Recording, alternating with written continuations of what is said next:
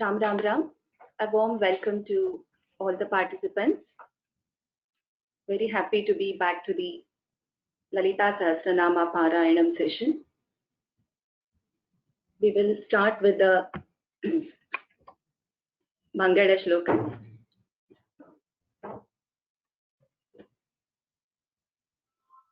Gurureva gatir gurumeva bhaje gurunaiva sahatmi namo gurave na guroh paramam shishurasmi guroh matirasti gurau mama pahi guro. Once again, a very warm welcome. We had finished up to 17 verses in the last class. So what we will do is, to begin with, we will have a revision of the previous class shloka, and then I will be starting with the new verses.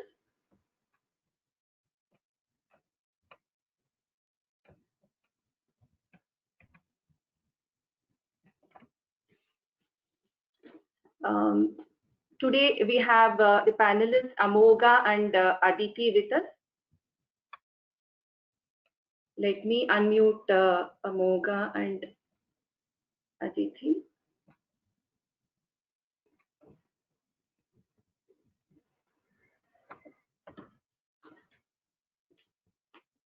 So, like the previous class, I will be teaching the shloka, and then Amogha will repeat the shloka once first for the revision shloka, and the second verse will be repeated by Aditi.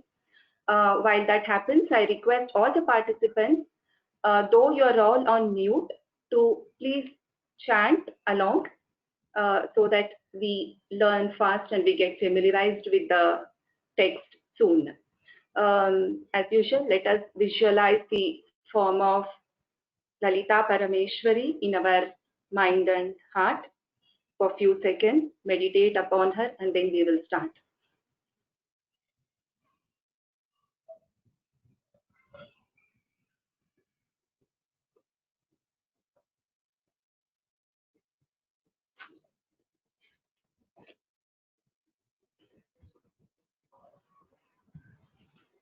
Sindhurarunavigrahan trinayanam manikya-maulispurat taranayakashekharam smitamukhimapinavakshoruham panibhyamaliपूर्णरत्नचषकं रक्तोत्पलं बिभ्रतीम् सौम्यां रत्नघटस्थरक्तचरणान् ध्यायेत् परामम्बिकाम्.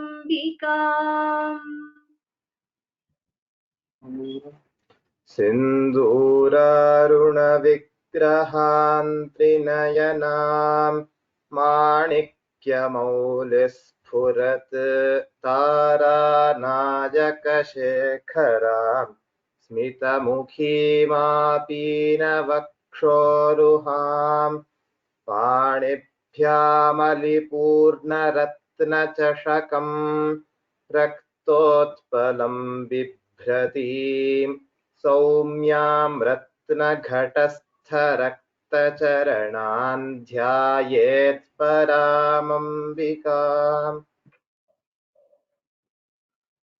Next one.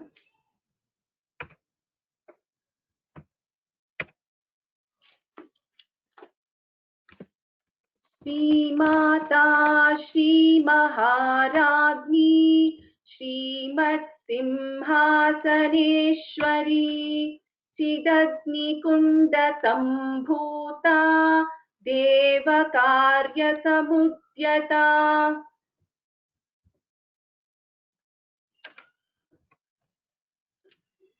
ॐ श्रीमाता श्रीमहाराज्ञी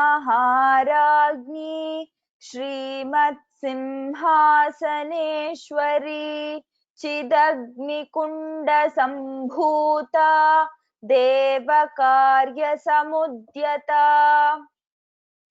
उद्यद्भानुसहस्राभा चतुर्बाहुसमन्विता रागस्वरूपपाषाढ्या क्रोधाकाराङ्कुशोज्ज्वला उद्यद्भानुसहस्राभा चतुर्बाहुसमन्विता रागस्वरूपपाषाढ्या क्रोधाकाराङ्कुशोज्ज्वला मनोरूपेक्षुकोदण्डा पञ्चतन्मात्रसायका निजारुणप्रभापूरमज्जद्ब्रह्माण्डमण्डला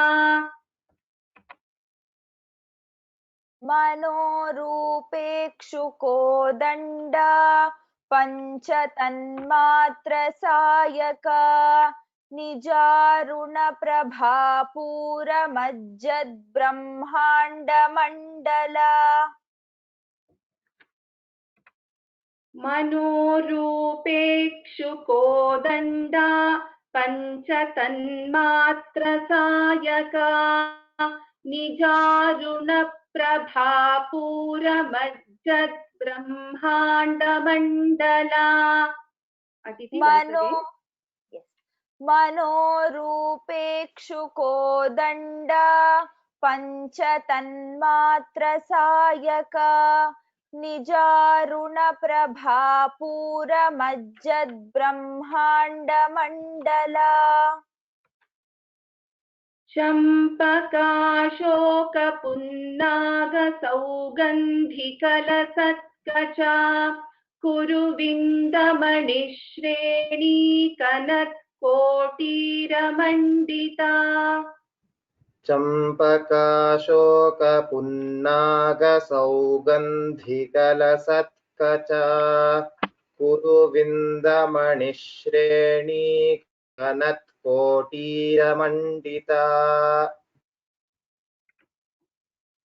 अष्टमी चन्द्रविभ्राजदलिकस्थलशोभिता मुखचन्द्रकलङ्काभमृगनाभिविशेषका अष्टमी चन्द्रविभ्राजदलिकस्थलशोभिता मुखचन्द्रकलङ्काभमृगनाभिविशेषका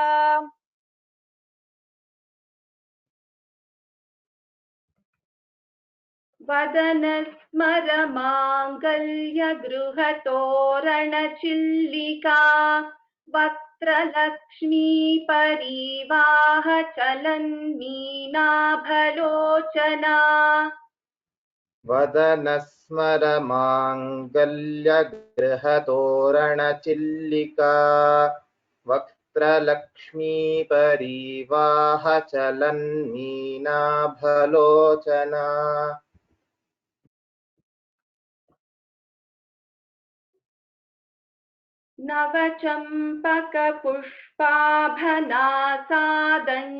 नवचम्पकपुष्पाभनासादण्डविराजिता ताराकान्तितिरस्कारिणासाभरणभासुरा नवचम्पकपुष्पाभनासादण्डविराजिता ताराकान्तितिरस्कारिणासाभरणभासुरा कदम्बमञ्जरीक्लृप्तकर्णपूरमनोहरा ताटङ्कयुगलीभूततपनोडुपमण्डला कदम्बमञ्जरीक्लृप्तकर्णपूरमनोहरा ताटङ्कयुगलीभूततपनोडुपमण्डला पद्मरागशिलादर्शपरिभाविकपोलभूः नवविद्रुमबिम्बश्रीन्यक्कारिरदनच्छदा पद्मरागशिलादर्श परिभाविकपोलभूः नवविद्रुमबिम्बश्रीन्यक्कारिरदनच्छदा शुद्धविद्याङ्कुराकारद्विजपङ्क्तिद्वयोज्ज्वला कर्पूरवीटिकामोदसमाकर्षिदिगन्तरा शुद्धविद्याङ्कुराकारद्विजपङ्क्तिद्वयोज्ज्वला कर्पूरवीटिकामोदसमाकर्षिदिगन्तरा निजसल्लापमाधुर्यविनिर्भर्सितकच्छपी मन्दस्मितप्रभापूरमज्जत्कामेशमानसा निजसल्लापमाधुर्यविनिर्भर्सितकच्छपि मन्दस्मितप्रभापूरमज्जत्कामेशमानसा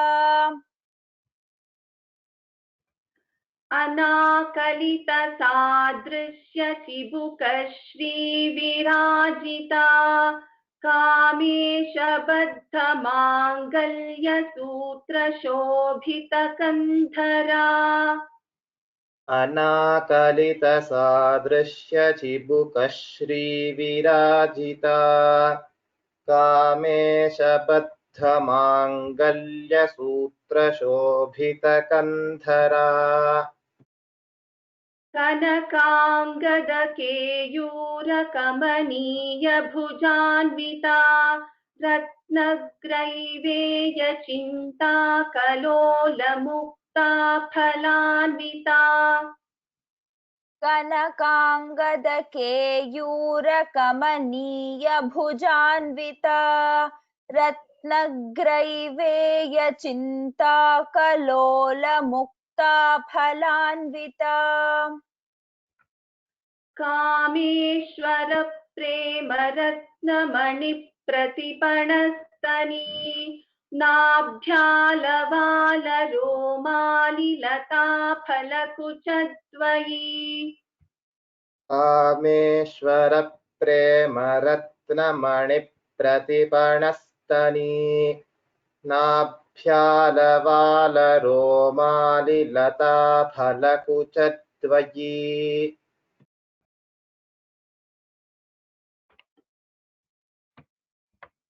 लक्ष्यरोमलताधारता समुन्नेयमध्यमा स्तनभारदलन्मध्यपट्टबन्धवलित्रया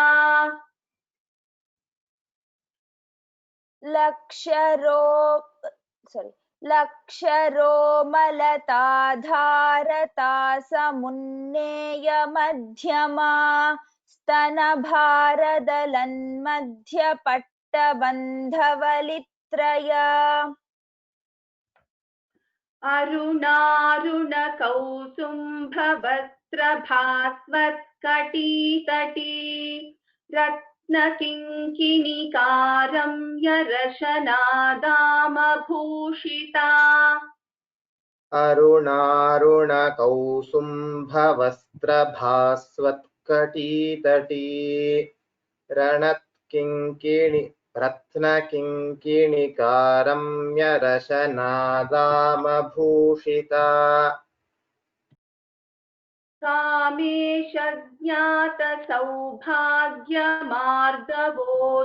कामेशज्ञातसौभाग्यमार्दवोरुद्वयान्विता माणिक्यमुकुटाकारजानुद्वयविराजिता कामेशज्ञातसौभाग्यमार्दवोरुद्वयान्विता माणिक्यमुकुटाकारजानुद्वयविराजिता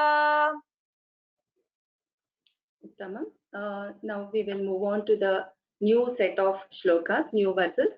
So here I will split and teach. Please repeat twice the one shloka by Amogha and the second shloka by Aditi. Indragopa Indragopa Parikshipta Parikshipta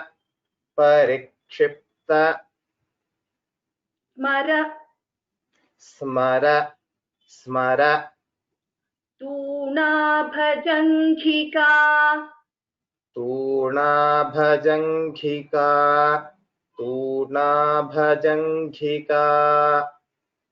Indragopa Parikshipta Indragopa Parikshipta Maratuna Bhajanghika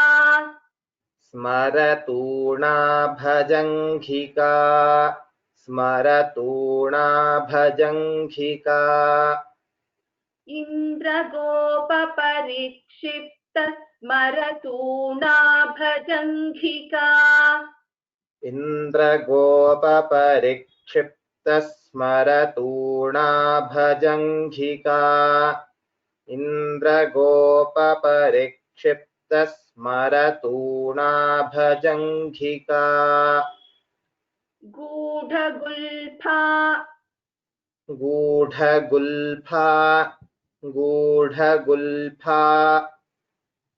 Kurma Prushtha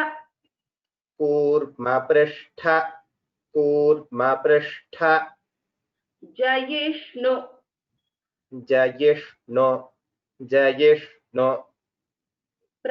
Prapadanvita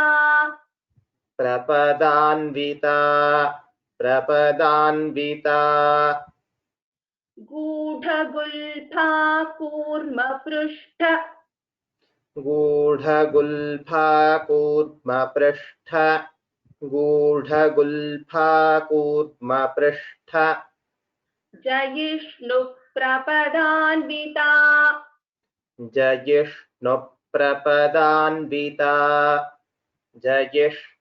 Prapadanvita Gudha Gulpha Kurma Prushtha Jayishnu Prapadanvita Gulpha Kurma Prashtha Jayishnu Prapadanvita Gulpha Kurma Prashtha Jayishnu Prapadanvita Indragopa Parikshipta Smaratuna Bhajanghika Gudha Gulpha Kurma Prushtha Jayishnu Prapadanvita Indragopa Parikshipta Smaratuna Bhajanghika Gudha Gulpha Kurma Prashtha Jayishnu Prapadanvita Indragopa Parikshipta Smaratuna Bhajanghika Gudha Gulpha Kurma Prashtha Jayishnu Prapadanvita. Uttamam. In this specific verse, if you see, the first line is underlined totally, that is, which means it is one name. The second line I have not underlined it. That's because there are two different names of Sri Mata. So Gudha Gulpha is one name and the rest of the verses the other names. So wherever we have to chant together, I have underlined those because it is a single name. So we'll move to the next verse. Nakhadidhiti Nakhadidhiti Sanchanna Sanchanna Namajjana Namajjana Tamoguna Tamoguna Nakhadidhiti Sanchanna Nakhadidhiti Sanchanna नखदीधिति सञ्छन्न नमज्जनतमो गुणा नमज्जनतमो गुणा नमज्जनतमो गुणा नखदीधिति सञ्छन्न नमज्जनतमो गुणा नखदीधिति सञ्छन्न नमज्जनतमो गुणा नखदीधिति सञ्छन्न नमज्जनतमो गुणा पदद्वय पदद्वय पदद्वय प्रभाजाल प्रभाजाल प्रभाजाल पराकृत पराकृत पराकृत सरोरुहा सरोरुहा सरोरुहा पदद्वय प्रभाजाल पदद्वय प्रभाजाल पदद्वय प्रभाजाल here you have to that there should not be a pause between that yakara and pa, so that one small it should be heard. Padadvaya prabhajala पदद्वय प्रभाजाल पदद्वय प्रभाजाल parakrita saroruha पराकृत सरोरुहा पराकृत सरोरुहा पदद्वय प्रभाजाल पराकृत सरोरुहा पदद्वय प्रभाजाल पराकृत सरोरुहा पदद्वय प्रभाजाल पराकृत सरोरुहा नखदीधिति सञ्छन्न नमज्जनतमो गुणा पदद्वय प्रभाजाल पराकृत सरोरुहा नखदीधिति सञ्छन्न नमज्जनतमो गुणा पदद्वय प्रभाजाल पराकृत सरोरुहा नखदीधिति सञ्छन्न नमज्जनतमो गुणा पदद्वय प्रभाजाल पराकृत सरोरुहा next word सिञ्जान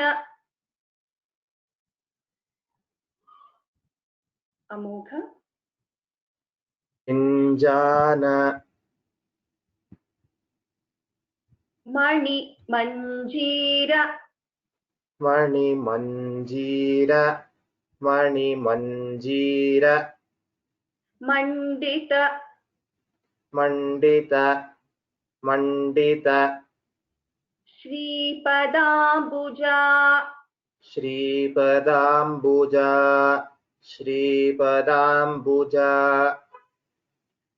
सिञ्जानमणिमञ्जीर सिञ्जानमणिमञ्जीर सिञ्जानमणिमञ्जीर मण्डित श्रीपदाम्बुजा मण्डित श्रीपदाम्बुजा मण्डित श्रीपदाम्बुजा सिञ्जानमणिमञ्जीर मण्डित श्रीपदाम्बुजा सिञ्जानमणिमञ्जीर मण्डित श्रीपदाम्बुजा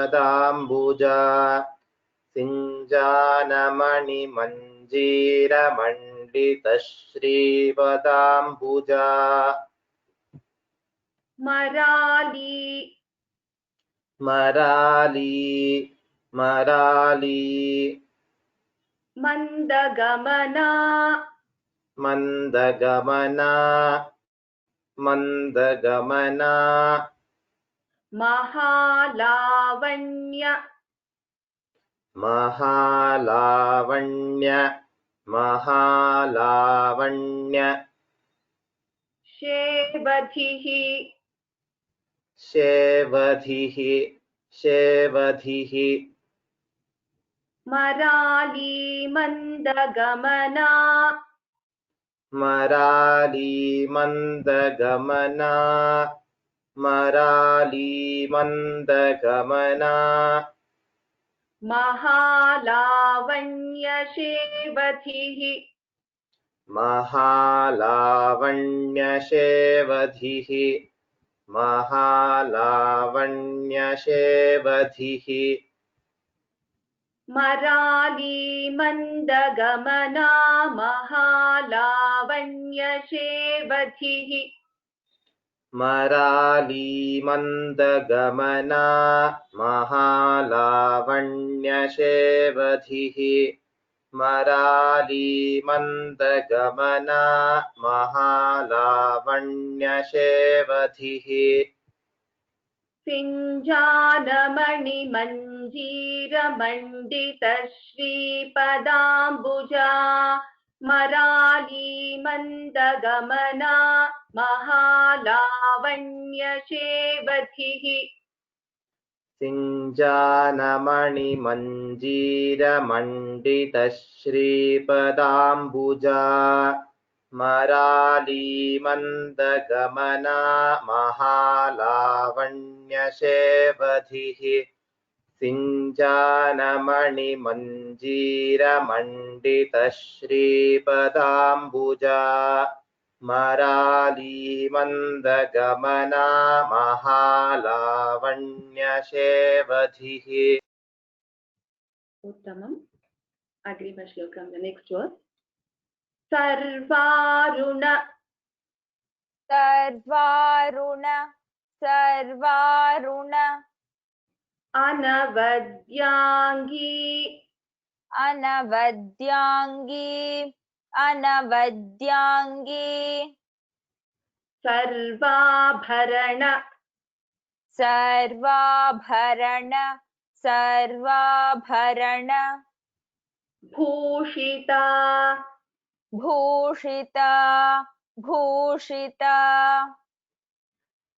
सर्वारुणानवद्याङ्गी सर्वारुणानवद्याङ्गी सर्वारुणानवद्याङ्गी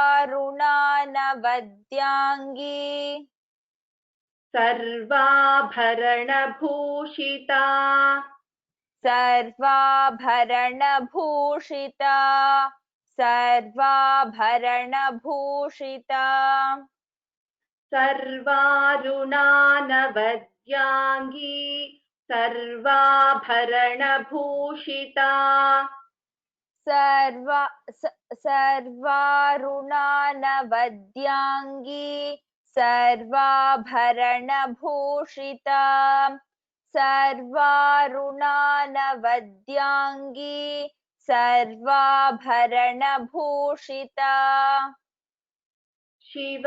शिवकामेश्वर शिवकामेश्वर शिवकामेश्वर अङ्कस्था अङ्कस्था अङ्कस्था शिवकामेश्वराङ्कस्था शिवकामेश्वराङ्कस्था शिवकामेश्वराङ्कस्था शिवा शिवा शिवा स्वाधीन स्वाधीन स्वाधीन वल्लभा वल्लभा वल्लभा शिवकामेश्वराङ्कस्था शिवकामेश्वराङ्कस्था शिवकामेश्वराङ्कस्था शिवा स्वाधीनवल्लभा शिवा स्वाधीनवल्लभा शिवा स्वाधीनवल्लभा शिवकामेश्वराङ्कस्था शिवा स्वाधीनवल्लभा शिवकामेश्वराङ्कस्था शिवा स्वाधीनवल्लभा शिवकामेश्वराङ्कस्था शिवा स्वाधीनवल्लभा सर्वारुणानवद्याङ्गी सर्वाभरणभूषिता शिवकामेश्वराङ्कस्था शिवा स्वाधीनवल्लभा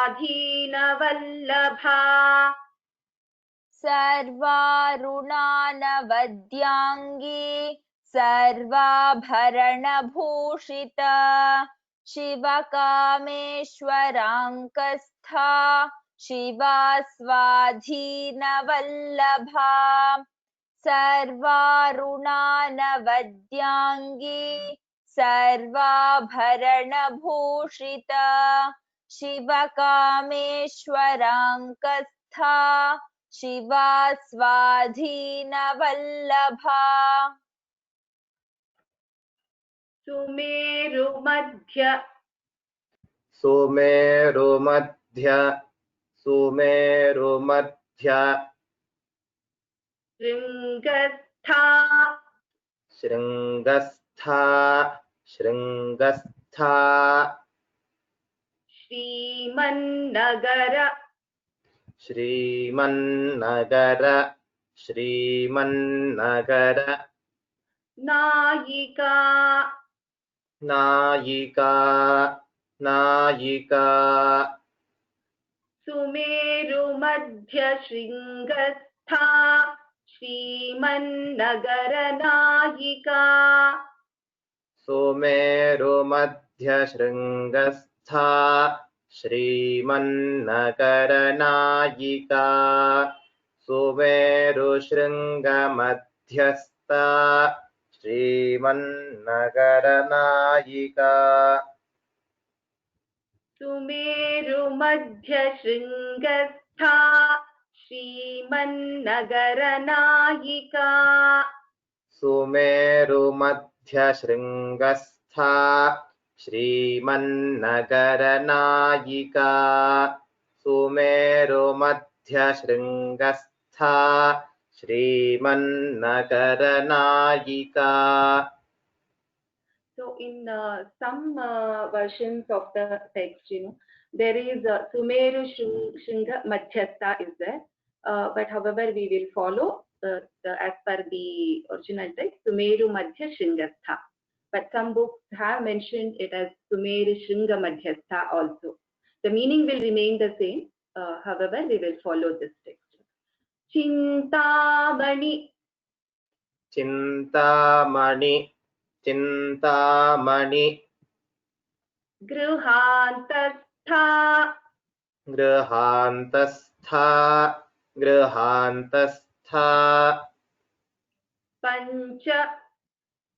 Pancha. Pancha. Brahmasana. Brahmasana. Brahmasana. Sthita.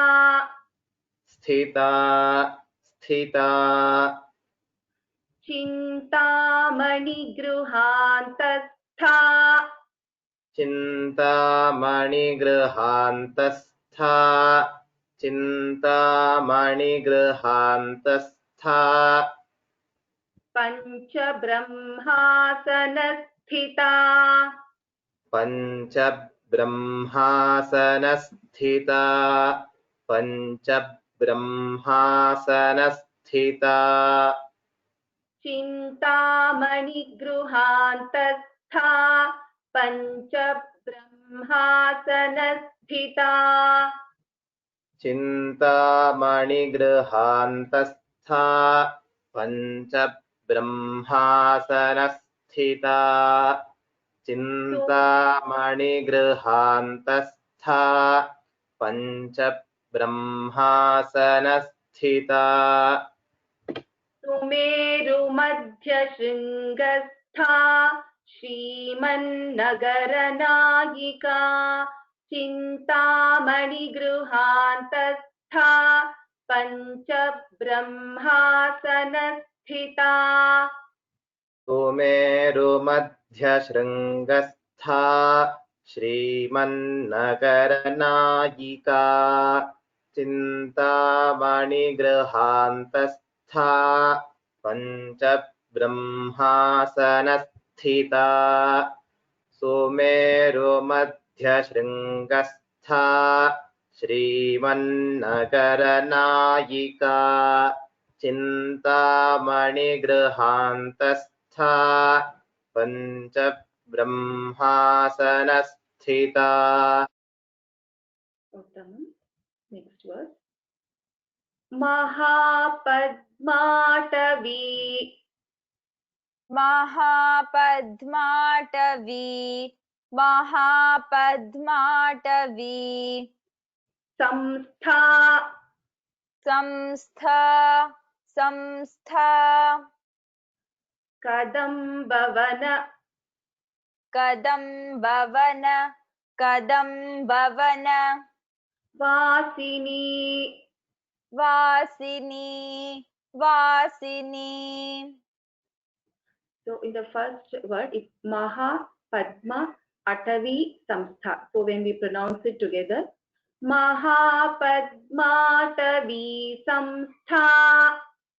महापद्माटवी संस्था महापद्माटवी संस्था Kadambhavanavasini कदम्बवनवासिनी कदम्बवनवासिनी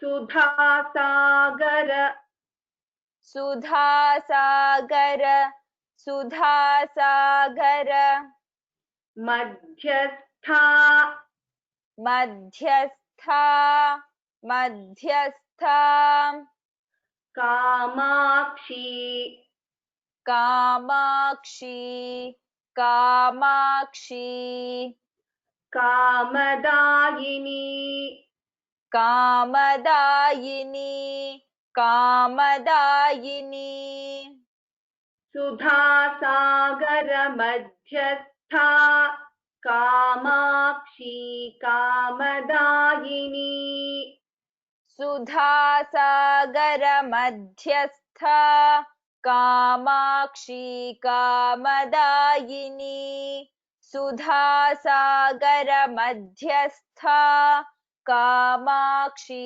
कामदायिनी महापद्माटवी संस्था कदम्बवनवासिनी सुधासागर मध्यस्था कामाक्षी कामदायिनी महापद्माटवी संस्था कदम्बवनवासिनी सुधासागर मध्यस्था कामाक्षी कामदायिनी महापद्माटवी संस्था कदम्बवनवासिनी सुधासागर मध्यस्था कामाक्षी कामदायिनी. Next one.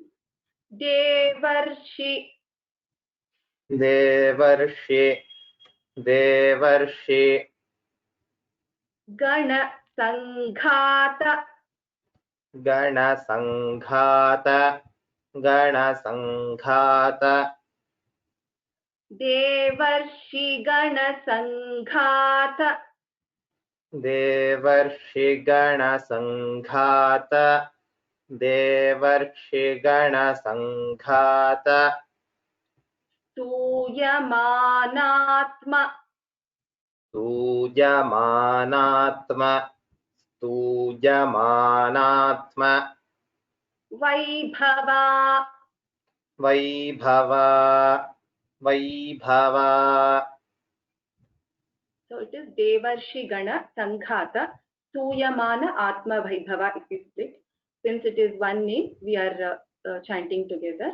देवर्षिगणसङ्घात देवर्षिगणसङ्घात देवर्षिगणसङ्घात स्तूयमानात्मवैभवा स्तूयमानात्मवैभवा स्तूयमानात्मवैभवा देवर्षिगणसङ्घात स्तूयमानात्मवैभवा देवर्षिगणसङ्घातस्तूयमानात्मवैभवा देवर्षिगणसङ्घातस्तूयमानात्मवैभवा भण्डासुर भण्डासुर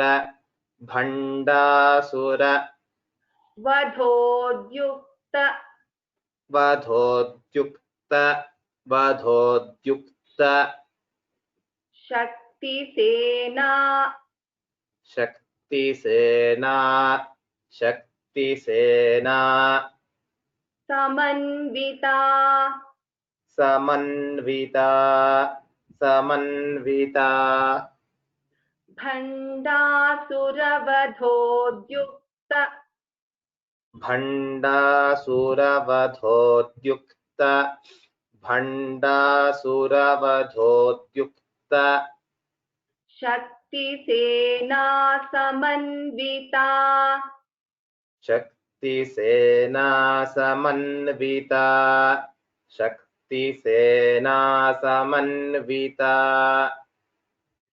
देवर्षिगणसङ्घात स्तूयमानात्मवैभवा भण्डासुरवधोद्युक्त शक्तिसेना समन्विता देवर्षिगणसङ्घातस्तूयमानात्मवैभवा भण्डासुरवधोद्युक्त शक्तिसेना समन्विता देवर्षिगणसङ्घातस्तूयमानात्मवैभवा भण्डासुरवधोद्युक्त शक्तिसेना समन्विता उत्तमं धन्यवादाः अमोघ धन्यवादाः Aditi I would like to know if people want to chant. Before we start, I just have one announcement to make. This coming Tuesday, we will not be having the class. So instead of that, we will have the class on, so this is the, today we are on 31st, we will not have the class. Instead of 31st March, we will have the class on 3rd April. Instead of 31st March, we will have the class on 3rd April, which is a Friday. So instead of coming Tuesday, we will have the class on Friday, that is 3rd April at the same time. So this is one announcement I had to make. We are rescheduling this class. So please bear with us for this change in this coming week schedule. One more thing that I want to share with everyone is, I will be trying my best to give opportunity to all the people who have raised their hands to chant to the extent possible. So there could be times when, some of you might not get the opportunity just because of the number of people who have raised their hands. So please bear with us in case if you have not got an opportunity in a specific week to chant. So what I also intend to do is, after probably the 35 shlokas, we will have a session completely for, where interested participants can chant and check the correctness of the shloka and the pronunciation. So there will be one class totally dedicated for it, in addition to what we do in every class. So after 35 shlokas, we are in 24th now. So after 35 verses, we will have a class specifically for chanting, revising the old shlokas. So with that, I will just move on to the people who would like to chant.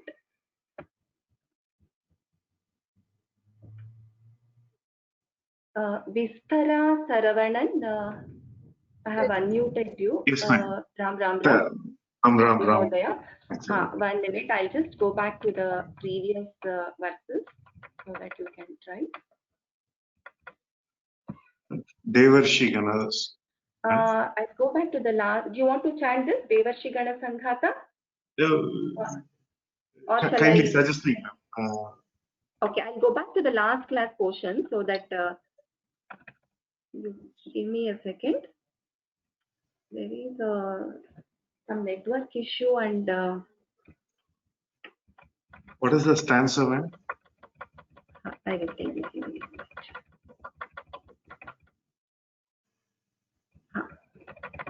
Can you try this verse? Anakalita.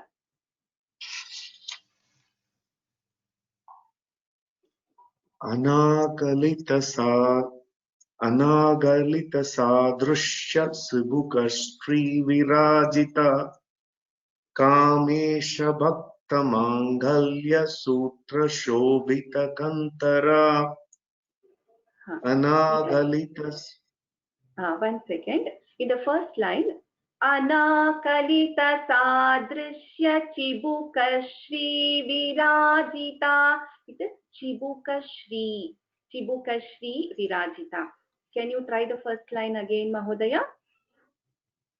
Anagalita sadrushya chibuka shri virajita Anagalita. Yes, go ahead. Anakalita sadrushya sibuka shri virajita Virajita dirgha. virajita anakalita sadrushya sibuka shri virajita. Uttamam. In the second line, there are Mahapranaksharas. For example, dha, kamesha baddha, mangalya sutra shobhita kandhara. So whichever is marked in red color are Mahapranakshara, where you have to give little more stress. You have to put little more effort when you are pronouncing. So can you try now with the second line? Kamesha bhakta mangalya sutra shobhita kantara Kamesha bhakta mangalya sutra shobhita kantara. Uttamam prayatnam. Dhanyavadaha Mahodaya. Brinshri Brunda Bhagini iti manye. Brinshri nityukte. You are self-muted, I guess. Can you try the... Which one? Second one? Next one? Yes, next one. Kanakangada keyura kamaniya bhujanvita Ratnakraiveya chinta kalola mukta phalanvita. Uttamam. Just wherever there is a dirgha, little more dirgha should be heard. The long vowel. Kanakangada keyura kamaniya bhujanvita Ratnakraiveya chinta kalola mukta phalanvita. Can you try now, Bhagini? Kanakangada keyura kamaniya bhujanvita Ratnakraiveya chinta kalola mukta phalanvita. Uttama prayatnam. Do you want to try the next shloka also? Lakshya Romalata. Oh yeah. Lakshya Romalata dharatha samunneya madhyama Stana bharatalan madhya patta pandhavalitraya. Uttamam. Just that madhya, that dha and ya should be heard. Stana bharadalan madhya patta bandhavalitraya. Can you please try now? स्तनभारतलन्मध्ये पट्टबन्धवलित्रया. Uttamam. That is one name, so should be chanted together. Otherwise, it's very good. Dhanyavadaha, Brinda Bhagini. Deepa Sharat Bhagini, do you want to try this lecture? Ram. Can you please try this word? Yes, ma'am. Leksharomalata dharata samunneya madhyama स्तनभारदलन् मध्य पट्टबन्धवलित्रया. Uttamam. In the first line, the last letter Dirgha should be heard. Madhyama. Second line Valittraya. So the Dirgha should be heard. It's a long vowel. Can you just chant the first line again? Yes, ma'am. Leksharomalata dharata samunneya madhyama स्तनभारदलन् मध्य पट्टबन्धवलित्रया. Uttamam. The first line again, the second letter Lakshya. So there is a Samyuktakshara, right? That Ksha should be also heard, Ya should be also heard. Lakshya, you are chanting it. What I am requesting is make it little more clear so it is heard very clearly. Lakshya Romalata Dharata. Can you try that first one? Yes, ma'am. First line. Leksharomalata dharata samunneya madhyama स्तनभारदलन्. Once again, first line. लक्ष्यरोमलता धारता समुन्नेय मध्यमा. That ya should be heard fully. Lakshya Roma. Uttamam. That's what you got it. Dhanyavadaha, Deepa Bhagini.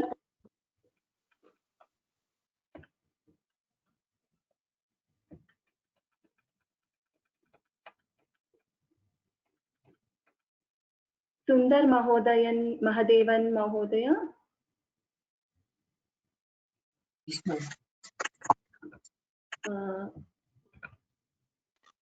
Take a nimisham, 1 minute. I will just move to the next verse.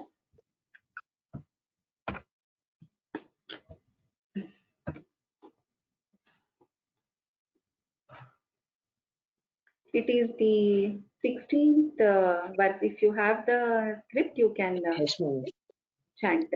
Arun कौसुम्बवस्त्रभास्वत्कटितटी रत्नकिङ्किणिकारम्यरसनादामभूषिता. Once again, please. Arun कौसुम्बवस्त्रभास्वत्कटितटी रत्नकिङ्किणिकारम्यरसनादामभूषिता. Uttamam, only thing is when you are chanting this Aruna Kausumbha, that is sa. Sha is different, sa is different. Aruna Kausumbha. That's how it sounds. Aruna Kausumbha Vastra Bhasvat Kati. Can you please try again, Mahoday? Aruna Bhavasprabhaswakatitati. Okay, and that there is a difference between nakara and nakara. So na and na. Aruna. Can you chant it? Aruna. Uttamam. Kausumbha. Vastrabhasvatkati. Vastrabhasvatkati. Uttamam. Can you try the second line now? Ratnakinkiniकाramyarasanaदामभूषिता. Bhushita. Uttamam. Dhanyavadaha, Mahodaya.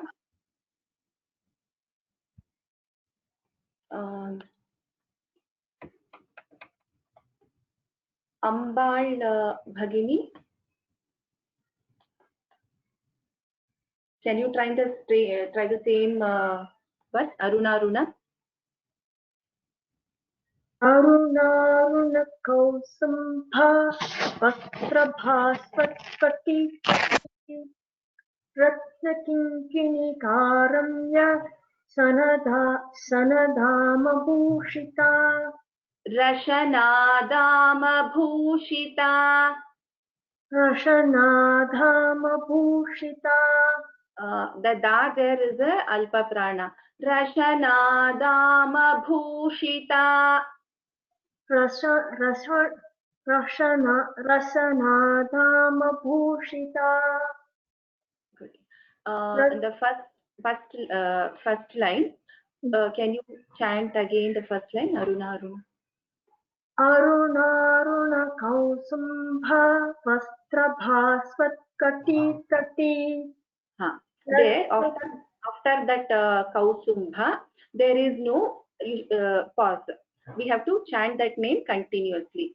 Aruna Kausumbha Vastrabhasvatkati Kati. Can you try now? अरुणारुणकौसुम्भा वस्त्रभास्वत्कटी. Okay. Just try from Kausumbha. Kausumbha Vastrabhasvat. कौसुम्भा वस्त्रभास्वत्. So there Kausumbha, no, that is not there. There is no Dirgha. So Kausumbha Vastra. Can you try? कौसुम्भा वस्त्र भास्वत्कटी. Next line. रत्नकिङ्किणीकारम्य रशनाधामभूषिता. धन्यवादाः भगिनी.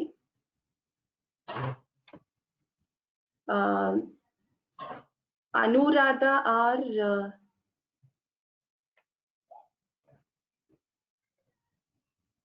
Ram. Ram. Can you try the Bhagini? Can you try the same shloka? Aruna. अरुणारुणकौसुम्भ वस्त्रभास्वत्कटीतटी रत्नकिङ्किणीकारम्य रशनादामभूषिता. उत्तमं. धन्यवादाः भगिनी. चित्रा भगिनी. Namaste, madam. Namaste. Namaste. I'll go to the next word. Kameshanya. Can you try this? Yeah. कामेशन्यात सौभाग्यमार्तवोरुद्वयान्विता माणिक्यमुकुटाकार जानुद्वय विराजिता. Second line is fine. First line I will teach once again. You can repeat. Kameshanyata.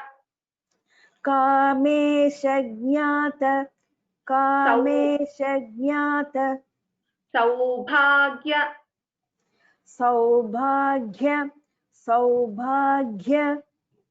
So the Mahaprana is only for Bha. Ga is Alpa Prana.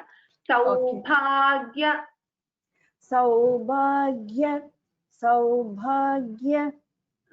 Mardavoruddvayanvita.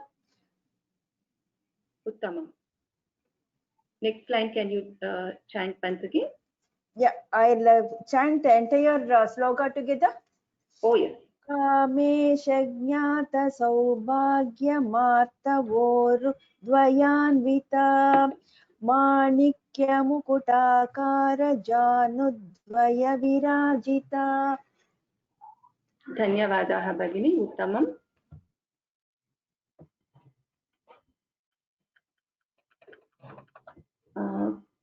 Kashinath महोदय. Kashinath Mahodaya, I think you are self-muted.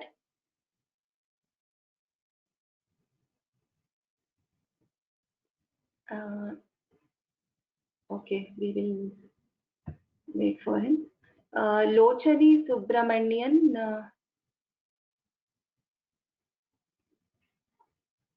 Kritika Ramnarayanan, Kritika Bhagini. One sec, I'll unmute you. Ha. Yourself. Namaste Bhagini. Namaste Bhagini. Can you try this Kamesha Gnata Saubhagya? Kamesh ज्ञात सौभाग्य मार्दवोरुद्वयान्विता माणिक्य मुकुटाकार जानोद्वय विराजिता. First line, can you chant again? Kamesh ज्ञात सौभाग्य मार्दवोरुद्वयान्विता माणिक्य मुकुटाकार जानोद्वय विराजिता. Uttamam. Just Dirgha, you should little more long vowel. Kamesha Jnata Saubhagya Mardavorutvyanvita. So Dirgha, the Dirgha should be heard. Otherwise Uttamam. Dhanyavadaha Bhagini.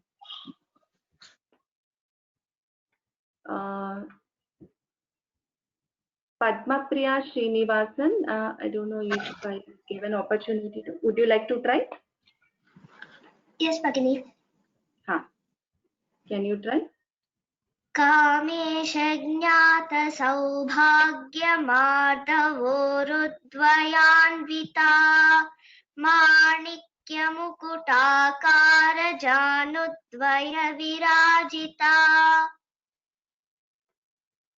Uttamam, Dhanyavadaha. We will just go to the questions now. I'll just take 2 minutes to clarify some important questions. The 19th, let me find the verse in this itself.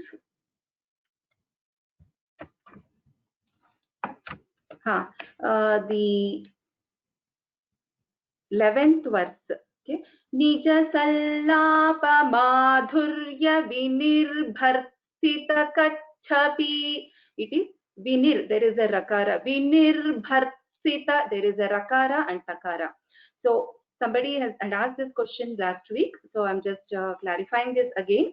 It is Nija sallapa madhurya vinirбharsita kachhapi. So there is a nakara, a rakara after vinir, and then again a rakara. So vinirбharsita kachhapi. So it is ni ra bha ra tha sita. So vinirбharsita kachhapi. That is one. And somebody has joined newly to the class. So what is the procedure for the class?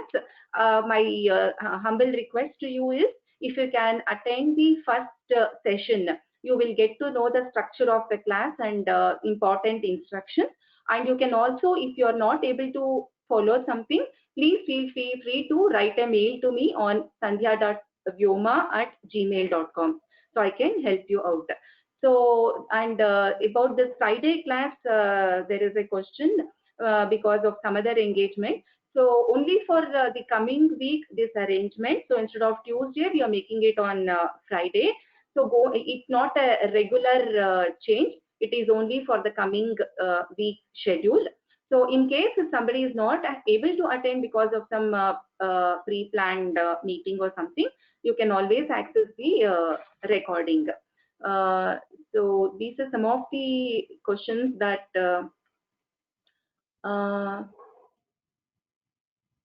think that's it. So if there are further questions, please feel free to mail me so that I will be able to answer those questions in the next class. So any doubt, you please feel free to send a mail over to me in case if I'm not answering that as part of this class due to time limit.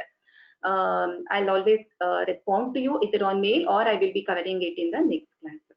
So as usual, I would like to, I request you to you all to pray for the Lokakshema of the entire globe. We have learned these many shlokas. So even if we repeat this with a samarpanam to Devi, with a prayer for the Lokakshema, it will be great at this point of at this needy hour. So with this, I will close the class. We will do the Mangala Shloka and close it. सर्वमङ्गलमाङ्गल्ये शिवे सर्वार्थसाधिके शरण्ये त्र्यम्बके देवी नारायणि नमोस्तुते. Dhanyavadaः. Look forward to see you all in the next class. Just reminding again, the next class will be on Friday, that is not this Friday, the coming week, Friday, 3rd of April, instead of Tuesday. I look forward to see you all on Friday at the same time. Dhanyavadaः. Ram Ram Ram.